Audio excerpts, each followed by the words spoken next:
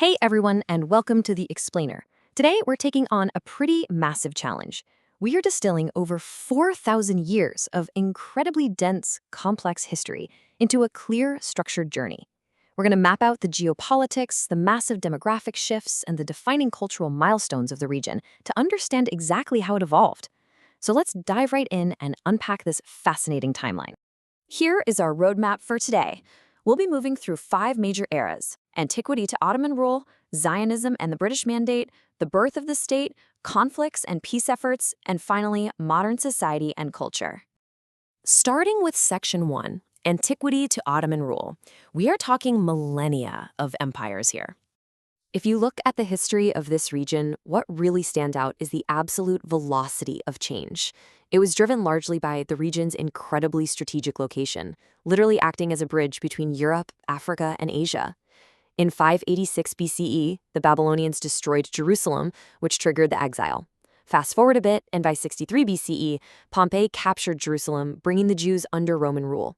Then, in 636 CE, we see the Islamic conquest, followed centuries later by the Crusader states in 1099, and eventually the very long stretch of Ottoman rule starting in 1516. It's like a giant puzzle where control of the region was constantly shifting hands. Now, before the Romans showed up, periods of major political change, even conquests, often ended with a sense of fresh hope for the Jewish people, like rebuilding the temple or restoring a Davidic line. But the Roman era?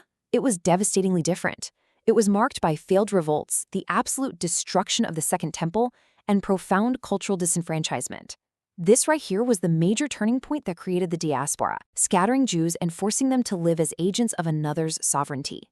Moving on to Section 2, Zionism and the British Mandate, focusing on shifting demographics. Fast forward to the late 19th century, and we start to see highly organized movements rapidly shifting the region's demographics. To understand what happens next, we absolutely have to understand Zionism. Emerging in the 19th century as a response to both intense persecution in Eastern Europe and the broader rise of global nationalism, it was formally launched at the First Zionist Congress in Basel in 1897. But it's crucial to note that this was far more than just a political movement. It was a deeply cultural and socioeconomic effort aimed at establishing a modern Jewish national home. And this movement sparked some really massive waves of immigration, known as aliyahs.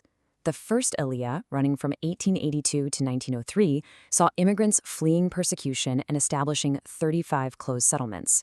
Then, the second aliyah in the early 1900s brought in 80,000 highly energetic migrants who were determined to build an entirely new society. But, as you might guess, this rapid influx brought profound socioeconomic impacts. Tensions rose sharply over labor competition and vast cultural differences. This created real friction, not just with the local Arab population, but actually within differing Jewish groups themselves. So that brings up a really vital question. How did the arrival of the British Mandate alter the region's demographics and fuel these tensions even further? Well, following the fall of the Ottoman Empire, the British took control. The 1917 Balfour Declaration favoring a Jewish national home, coupled with continued massive waves of immigration, ultimately led to the 1936 to 1939 Arab Revolt. This fundamentally and permanently changed the region's dynamic. Section 3, Birth of the State. We're looking at the 1948 turning point.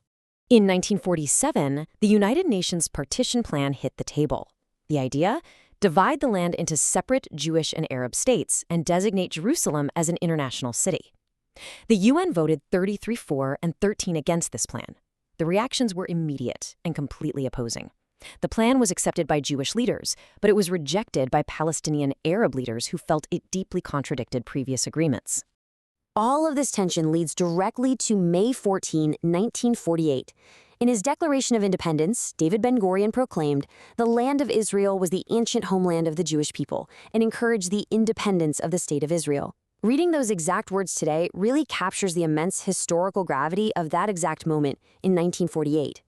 Section 4, Conflicts and Peace Efforts, a region in turmoil. In the immediate aftermath of independence, the region saw decades of intense, rapid-fire conflict. In 1948, the Arab-Israeli War kicked off right after the declaration. Then came the 1967 Six-Day War, which was a massive turning point where Israel captured the Gaza Strip, Sinai Peninsula, Golan Heights, and the West Bank. Later, in 1973, the Yom Kippur War broke out following surprise attacks by Egypt and Syria. And finally, the 1982 Lebanon War resulted in the expulsion of the PLO from Lebanon. Honestly, it was an era entirely defined by constant territorial shifts. But alongside the conflict, there were also incredibly significant peace efforts. For instance, in 1978, the Camp David Accords marked a huge diplomatic shift where Israel returned the Sinai Peninsula to Egypt in exchange for formal diplomatic recognition. This was eventually followed by the 1993 Oslo Accords, an agreement transferring internal security and civil administration to a Palestinian authority in areas like Gaza and Jericho. Both of these agreements fundamentally altered the geopolitical landscape. And finally, Section 5. Modern society and culture, looking at demographics and innovation. Jumping ahead to 1989, the region had evolved into this highly diverse, multicultural setting.